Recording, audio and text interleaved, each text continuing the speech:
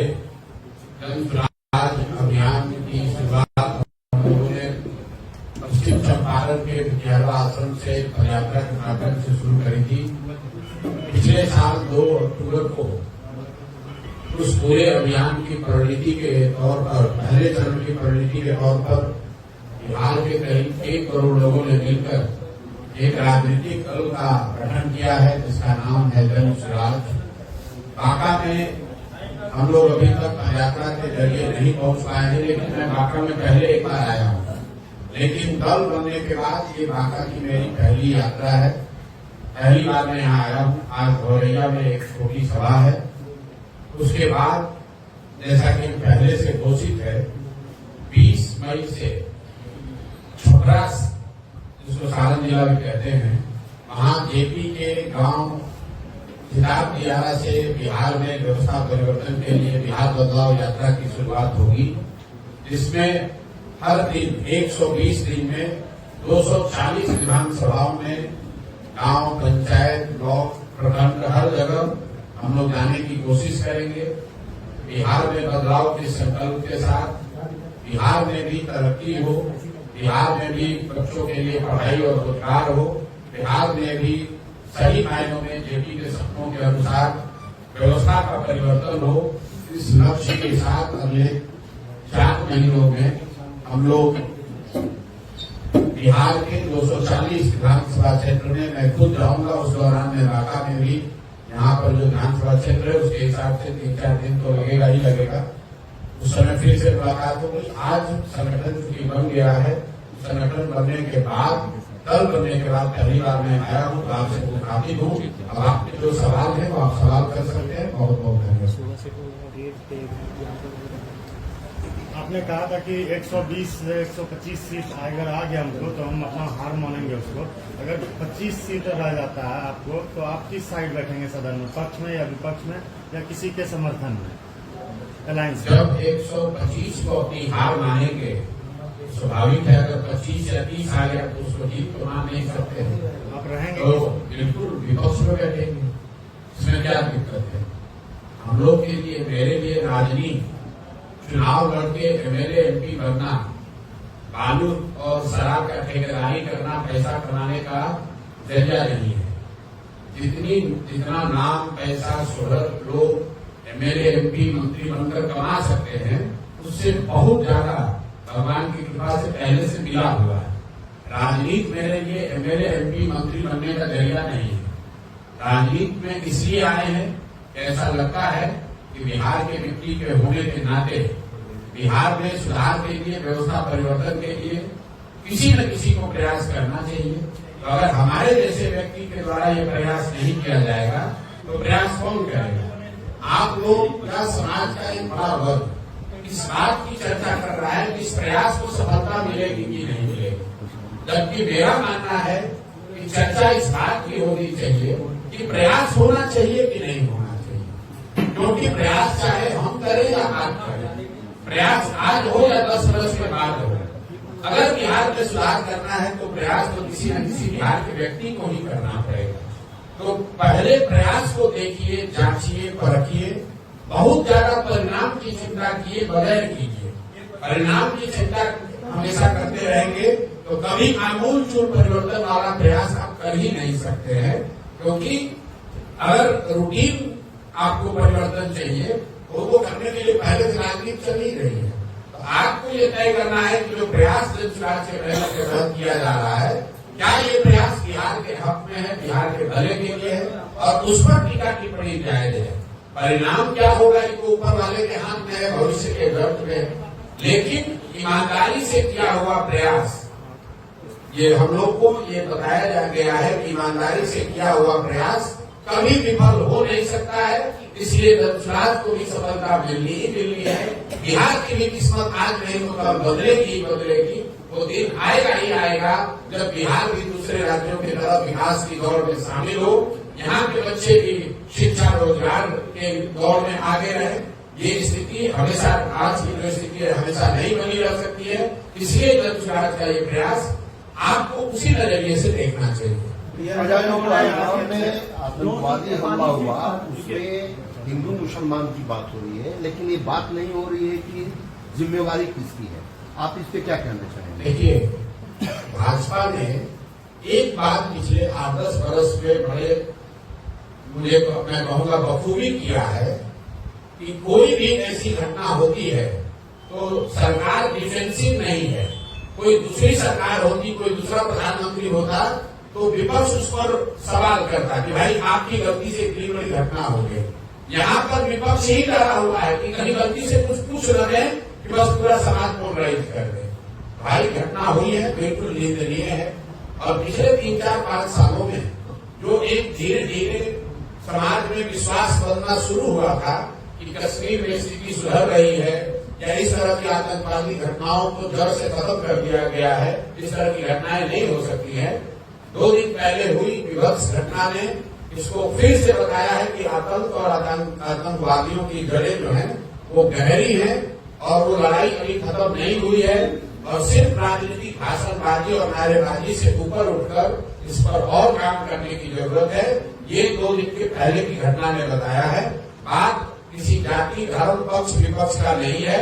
देश का हर व्यक्ति, चाहे वो किसी जाति का हो, किसी धर्म का हो, किसी दल का हो, किसी विचारधारा का हो, वो इस तरह की घटना की निंदा करेगा ही करेगा।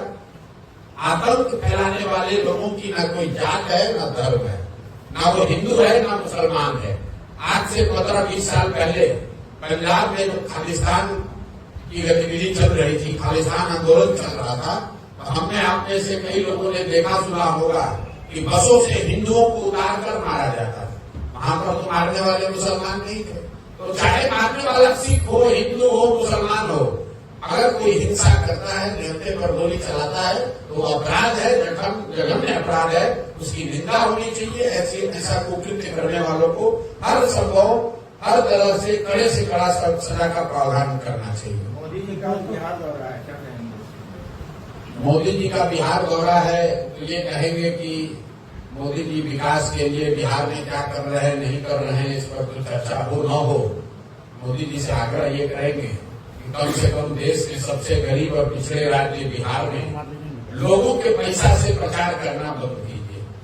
आज मोदी जी आ रहे हैं, आपने देखा होगा सरकार ने बजाबता ऑर्डर जारी किया है कि पंचायती राज से जुड़े हुए जितने पदाधिकारी हैं, जनरल एडमिनिस्ट्रेशन से जुड़े हुए पदाधिकारी सरकारी खर्चे पर, मतलब आपके हमारे पैसे से पूरे बिहार से लोगों को इकट्ठा करके मददली ले जा रहे हैं। अब आप बताइए, आप प्रधानमंत्री हैं, भाजपा देश की सबसे धनी पार्टी है, अगर आपको लोगों से संवाद करना है तो गरीब बिहार के लोगों के पैसे से क्यों प्रचार कर रहे हैं? दूसरी बात, आज मोदी जी आ रहे हैं तो आपके माध्यम से मेरा एक ही सवाल होगा कि मोदी जी 2015 में आरा की सभा में उन्होंने घोषणा की थी कि बिहार के लिए वो 1,25,000 करोड़ का पैकेज दे रहे हैं। तो 2015 से अभी हम लोग 2025 में 10 वर्ष हो गया। मोदी जी को ये बताना चाहिए कि वो 1,25,000 करोड़ रुपया उन्होंने भेजा कि नहीं भेजा, क्योंकि यहाँ राज्य में मोदी जी की और नीतीश कुमार की सरकार है, केंद्र में भी एनडीए की सरकार है। तो 2 ही बात हो सकती है, या तो मोदी जी ने पैसा भेजा नहीं, या फिर पैसा भेजा जिसको यहाँ पर जदयू और भाजपा की सरकार ने लूट लिया। क्योंकि जमीन पर तो हम लोग को कहीं 1,25,000 करोड़ की योजना दिख नहीं रही है, उस पैकेज का असर नहीं दिख रहा है। तो भाई 2 ही संभावना है, या तो मोदी जी का होकर पैसा दिए नहीं, या फिर उन्होंने पैसा दिया और उनके साथी दलों के नेताओं ने, जिसको लोग डबल इंजन कहते हैं, जदयू भाजपा के सरकार के मंत्रियों ने, नेताओं ने उस पैसे को लूट लिया। तीसरी तो कोई संभावना हो नहीं सकती है। तो कोई आगे की बात करे, आगे घोषणा करे, इससे पहले मोदी जी को इस बात को, भाजपा के उनके साथियों को ये स्पष्ट करना चाहिए।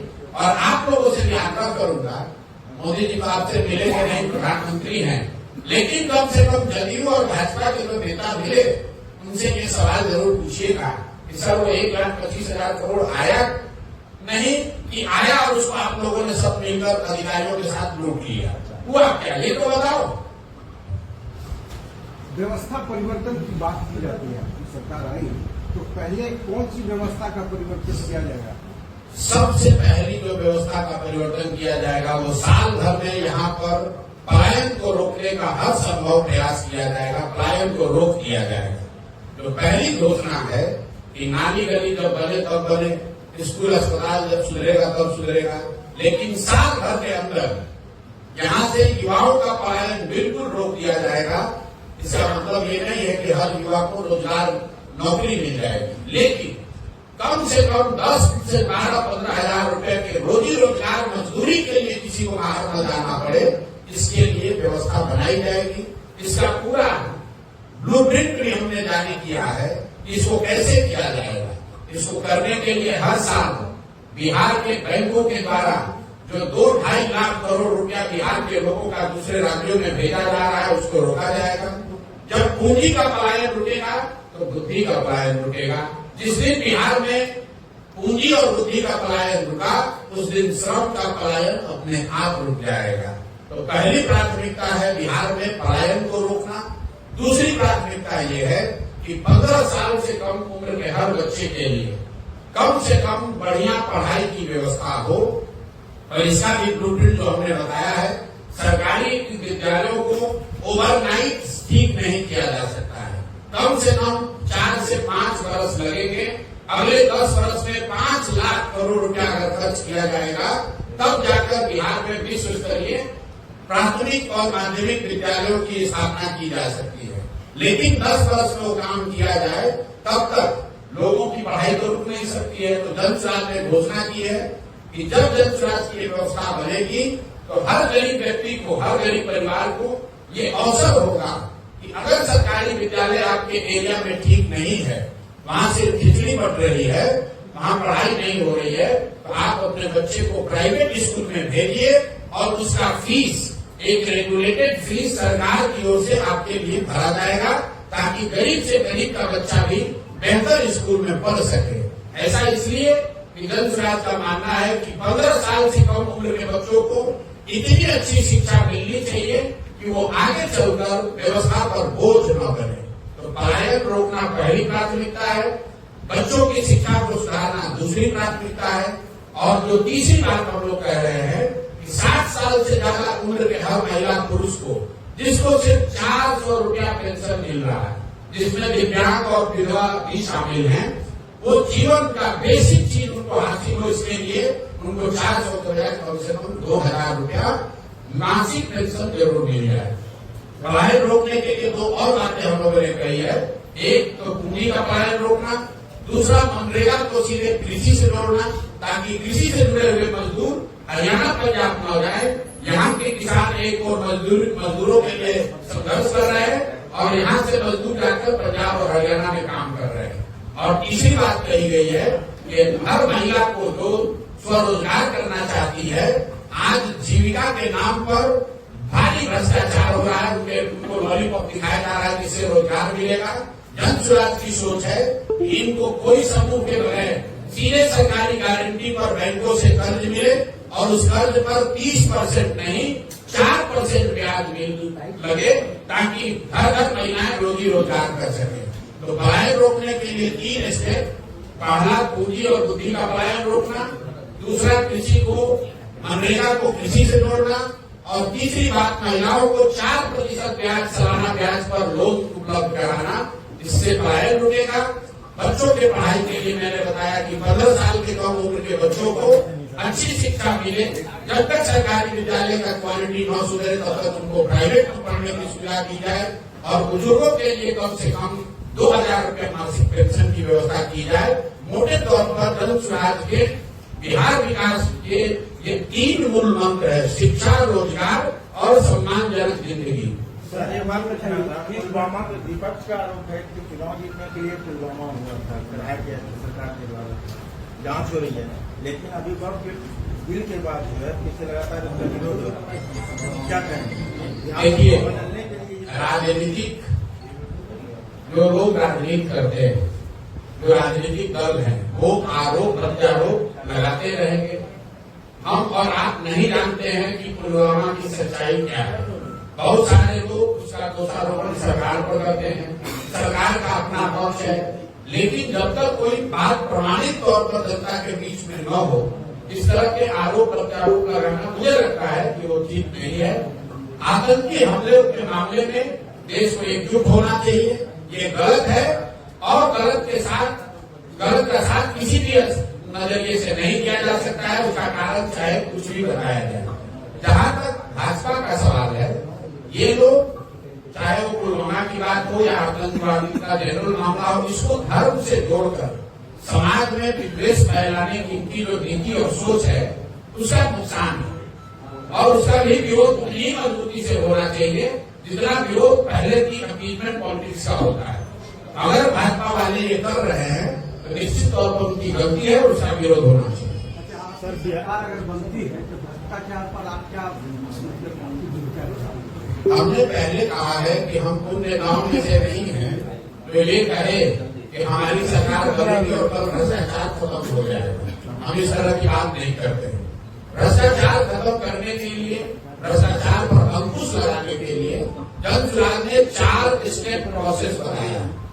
आपने देखा इस देश में एक आंदोलन अन्ना का शुरू हुआ जिसमें बताया गया कि जन लोकपाल करके कानून बन जाएगा, भ्रष्टाचार खत्म हो जाएगा। जिन लोगों ने आंदोलन किया वही भ्रष्टाचार के मामले में जेल में गए। तो मैं ऐसा नहीं समझता हूँ कि कोई एक व्यक्ति या एक कोई कानून, एक कोई अधिकारी भ्रष्टाचार को रोक पाएगा। दुनिया भर में जिन देशों ने भ्रष्टाचार पर अंकुश लगाया है उनसे अगर आप सीखे तो बिहार के लिए जन सुराज ने भ्रष्टाचार रोकने के लिए 4 बातें बताई। पहला, सही और ईमानदार, जहां तक हो सके सही और ईमानदार जनप्रतिनिधियों का चुनाव। अगर आप बालू माफिया, शराब माफिया, ठेकेदारों को, बदमाशों को, लुटेरों को, गुंडों को चुनकर सरकार में बैठाएंगे तो उससे आप ईमानदारी की अपेक्षा नहीं कर सकते। दूसरी बात कही गई, सत्ता और संसाधन का बड़े पैमाने पर विकेंद्रीकरण। आज पूरी जो व्यवस्था है वो मुख्यमंत्री और उनके इर्द गिर्द में 4-5 अफसर चला रहे हैं। उन्हीं के हाथ में 3 लाख करोड़ का बजट है, उन्हीं के हाथ में योजनाएं हैं। उनकी मर्जी होगी तो पैसा जारी होगा, उनकी मर्जी नहीं होगी तो पैसा जारी नहीं होगा। जब पंचायती राज का कानून बनाया गया 1990 के दशक में, तो उसके प्रपत्र में ये लिखा गया है कि सत्ता और संसाधन का विकेंद्रीकरण होना चाहिए और करीब करीब 1/3 विकास की राशि पंचायती राज की संस्थाओं के माध्यम से खर्च होना चाहिए। बिहार में पिछले 20 वर्ष में 3% से कम राशि ही पंचायती राज्यों के माध्यम से खर्च हो रहा है। सारा पैसा अफसरशाही और अफसरों के माध्यम से खर्च हो रहा है। तो जन सुराज की दूसरी सोच है कि ईमानदार राजनीतिक नेतृत्व के चुनाव के साथ साथ बड़े पैमाने पर सत्ता और संसाधन का विकेंद्रीकरण होना चाहिए। सब कुछ चीफ मिनिस्टर के ऑफिस और उसके 4 अधिकारियों के द्वारा नहीं चलाया जाना चाहिए। तीसरा स्टेप ये है, बड़े पैमाने पर जन भागीदारी। जो भी योजना चल रही है, लोगों को ये पता तो चलना चाहिए कि योजना क्या है, उनका उनमें अधिकार क्या है। लोगों को पता ही नहीं है कि भाई हमको आवास के लिए कितना पैसा मिलना चाहिए। उनको ये पता ही नहीं है कि 3 डिस्ट्रिक्ट जमीन उनको मिलना चाहिए। भूमिहीनों को ये पता ही नहीं है। आपको ये पता ही नहीं है कि हमको आरोग्य कार्ड कहाँ से मिलेगा या किसानों की स्वनिधि का पैसा कब मिलेगा। तो जन भागीदारी न होना भी बड़ी परेशानी है। और चौथा और अंतिम बात, बड़े पैमाने पर टेक्नोलॉजी का इस्तेमाल। जैसे आप देख रहे हैं, पहले बिजली का बिल का बहुत चोरी होता था। जब से स्मार्ट मीटर आ गया, प्रीपेड आने से लोगों को दिक्कत है, लेकिन स्मार्ट मीटर आने के बाद से बिजली चोरी में कमी आई है। अब आप देख लीजिए, यहाँ नल जल योजना की बात होती है। नल जल योजना में आज तक 25,000 करोड़ रुपया खर्च होने के बाद पता ही नहीं चल रहा है कि कहाँ योजना बनी, कहाँ चालू है, कहाँ बंद है। अगर 25,000 करोड़ रुपया में से कुछ पैसा लगाकर स्मार्ट मीटर इन सारी योजनाओं में लगाया गया होता तो पटना में बैठे बैठे आपको पता चलता कि कब मोटर ऑन हुआ, कितना पानी निकला, पानी कहाँ तक पहुंचा। तो ये 4 स्टेप प्रोसेस है बिहार में भ्रष्टाचार रोकने का। ईमानदार जनप्रतिनिधियों का चुनाव, दूसरा सत्ता और संसाधन का बड़े पैमाने पर विकेंद्रीकरण, तीसरा सरकारी योजनाओं में जन भागीदारी और चौथा बड़े पैमाने पर टेक्नोलॉजी का, तकनीक का उपयोग। इन 4 चीजों के समायोजन से भ्रष्टाचार पर बड़े स्तर पर अंकुश लगाया जा सकता है। आपने सभी सीटों पर चुनाव लड़ने की घोषणा की है और सभी पार्टियों में लगभग जातिगत समीकरण साथ है। आपका क्या रहेगा? आपका उम्मीदवार चुनने में आपकी क्या ये रहेगी? देखिए, ऐसा है, अगर आपका जन्म हुआ है तो आप किसी न किसी जाति के हैं, और समाज में अगर जाति एक मुद्दा है तो राजनीति में भी जाति होगी ही होगी। जन स्वराज की सोच ये है कि टिकटों का डिस्ट्रीब्यूशन या पार्टी में पदों का डिस्ट्रीब्यूशन जाति के आधार पर न होकर क्षमता के आधार पर होना चाहिए। लेकिन अगर मान लीजिए कि बिहार में 243 लोगों को जन स्वराज से टिकट मिलना है और 1000 से ज्यादा लोग काबिल है या उस पद के लिए, उस मनोनयन के लिए इच्छुक है, उन 1000 काबिल सही लोगों में से बंटवारा कैसे किया जाएगा? उसके लिए कहा गया कि जिस जाति की जितनी संख्या है उस जाति के उतने काबिल लोगों को लाकर टिकट दिया जाएगा। तो पहला आधार काबिलियत है, लेकिन काबिल लोगों के समूह में ये बंटवारा कैसे होगा, उसमें जाति का, जेंडर का ध्यान रखा जाएगा कि कम से कम 40 महिलाओं को टिकट मिले, कम से कम 40 मुस्लिम साथियों को टिकट मिले, 70 अति पिछड़ा समाज के काबिल लोगों को भागीदारी दी जाए। जाति आधार नहीं है, आधार काबिलियत है, लेकिन काबिल लोगों के समूह में से अगर बंटवारा करना है तो कुछ न कुछ तो उसका ऑब्जेक्टिव आधार होना चाहिए, इसलिए उसको रखा जाएगा। सर, बिहार की राजनीतिक जमीन पे जो मौजूदा पार्टियों द्वारा जातिगत समीकरण साधा गया है, उसको आप अपने मैनिफेस्टो के तीर से कैसे मतलब तकरीरों को तोड़ेंगे? और दूसरी बात कि नीतीश कुमार के पास ब्रह्मास्त्र है जीविका दीदियों का, उसका सामना आप कैसे अपने मैनिफेस्टो से कर पाएंगे? भाई, हम तो जहाँ 2 साल पैदल चले, हमको तो कोई जीविका दीदी बहुत खुश नजर नहीं आई। सरकारी खर्चे पर सरकारी अफसरों का या सेमाई गवर्नमेंट लोगों का एक आर्डर बनाकर उनसे प्रचार करना, उनसे वोट लेना, ये कोई नीतीश कुमार पहले व्यक्ति नहीं है। बहुत दलों ने, बहुत नेताओं ने ऐसा ट्राई किया है। जब जनता का मूल्य बदल जाए तो ये कोई काम आने वाला नहीं है। मान लीजिए कि उन्होंने विकास मित्र और टोला सेवक बनाए, अगर विकास मित्र और टोला सेवक उनसे सरकार से सैलरी पा रहे हैं और शायद दलियों की मदद करना भी चाहे, ये अगर सच्चाई है तो ये भी तो सच्चाई है कि 50 लाख दलित महादलित परिवार को जो 3 डिसमिल जमीन मिलनी थी, उन 50 लाख लोगों में सिर्फ 2.34 मतलब 2.25 लाख लोगों को ही वो जमीन मिली है। आज 20 वर्ष के नीतीश कुमार के शासन के बाद दलित परिवारों को सिर्फ 2,34,000 परिवारों को ही 3 डिसमिल जमीन मिली, जबकि 2006 में नीतीश कुमार ने कहा था कि हर दलित महादलित परिवार के भूमिहीन लोगों को घर बनाने के लिए 3 डिसमिल जमीन दे दिया जाएगा। तो अगर उन लोगों को जमीन नहीं मिली है तो सरकारी कर्मचारी कुछ भी कर ले, उसका असर होने वाला नहीं है। वो लोग नीतीश के खिलाफ ही वोट देंगे, चाहे वो जीविका दीदी हो या टोला सेवक हो, विकास मित्र हो या सरकार के दूसरे पदाधिकारी हो। शराबबंदी बिहार में सबसे बड़ा मुद्दा बना हुआ है, आपके द्वारा इस पे क्या स्टैंड है? और अगर आपका शराबबंदी को हटाने का अगर प्रक्रिया है तो क्या आपको वोट बैंक खरीदने का, महिला वोट बैंक काफी हद से जुड़े हुए हैं? जन स्वराज इन चीजों को वोट बैंक के नजरिए से नहीं देखता। मैंने शुरुआती दिनों में ही कहा है कि इस अभियान में मैंने एक संकल्प लिया हुआ है कि जो मुझे सही लगता है उसको बोलेंगे, चाहे उसका वोट बैंक पर पॉजिटिव असर पड़ेगा। लेकिन मुझे ऐसा लगता है कि पहली बात तो ये समझिए कि शराबबंदी से ज्यादा हमारा विरोध शराबबंदी के उस कानून से है जिसमें दुकान बंद है और होम डिलीवरी चालू है। शराबबंदी अगर हो तब तो उसको हटाने और रखने की बात है। बिहार में शराबबंदी नहीं है, बिहार में शराबों की दुकान बंद है, होम डिलीवरी चल रही है। और यहाँ के समाज का, यहाँ के लोगों का, बिहार सरकार का, आपका, हमारा इस गलत कानून की वजह से करीब करीब 20,000 करोड़ रुपया का हर साल नुकसान हो रहा है। ये पैसा कहाँ जा रहा है? ये पैसा जा रहा है शराब माफिया के पास, ये पैसा जा रहा है अफसर और नेताओं के पास। और सबसे बड़ी बात यहाँ पर अभी आप देख रहे होंगे, पहली बार बिहार में पिछले 2-3 साल में सूखा नशा इतने तेजी से बढ़ा है कि मैं आपको बता रहा हूँ, अगर ये कानून नहीं हटाया गया तो 2-4-5 साल में जैसे आपने उड़ता पंजाब पिक्चर देखी थी, वैसे आप उड़ता बिहार देखिएगा, क्योंकि हर